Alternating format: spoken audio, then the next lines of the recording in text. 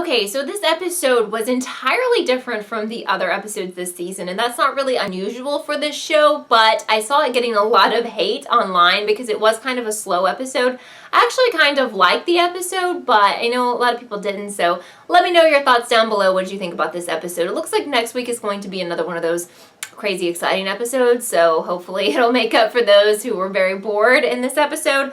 But basically, we just get a pretty much new storyline. We're introduced to this new civilization of people, and it's all women, and it's called Oceanside, or the Oceansiders. And if you'd been wondering where Tara was, well, she kind of floats onto their property. She fell off a bridge, and the first person who found her was very nice and wanted to help her, but the rest of the people didn't. They wanted to kill her because that's their policy. If a stranger steps into their area, they will kill them and ask questions later, basically. And that's a very harsh way of doing things, but they explain later to Tara that the saviors came in and killed all of their men over 10, so they just don't, you know, they have to protect themselves at this point. So they view anyone who comes near them as an enemy, and it's very, very sad what Negan's people did to them. It's not surprising at all because he's just a terrible monster, but they're just trying to protect themselves. And I mean, I kind of felt weird about Tara wanting to run away from these people. I understood why she did,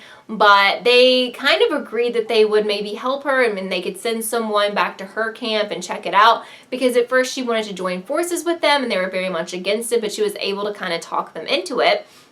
But then when she was on her way, I guess, with a couple other people to go check out where she came from, she like freaked out and tried to run from them, and she almost got herself killed. So she basically almost got herself killed twice, but she made like a friend in this community, and thankfully she saved her life like 3 times in this episode. And she basically was able to help Tara to get back to her home, and helped her kill a bunch of these sandwalkers. And the sandwalkers, I thought that was some excellent makeup on them. They were crazy looking. I really enjoyed that. I really like the setting, the beach and everything for this community. I really enjoyed that. And I don't think we're seeing the last of this community. I don't know what the show has in store, or maybe this was discussed in the comics, but I definitely think that it'll play a role down the road. Now, Tara did promise or swear that she would not tell anyone about this community or lead anyone to the community. Again, they're doing this for their own protection. Now, do you guys think that she will keep that promise? I don't know. Like, she didn't seem very convincing to me. I feel like she is going to tell some people.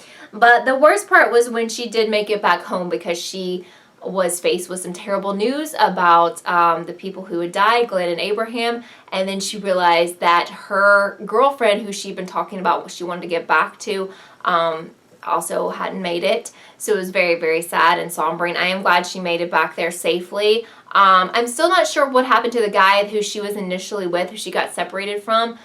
She thinks and hopes that he made it somewhere, because we don't have any indication that he died, but I'm just curious to see what you think about that. Do you think he's still alive? I mean, it's not looking so great, but she has some hope anyway. So I do agree, for those of you who said, you know, this was a really slow episode. It was kind of slow, but I think we needed it.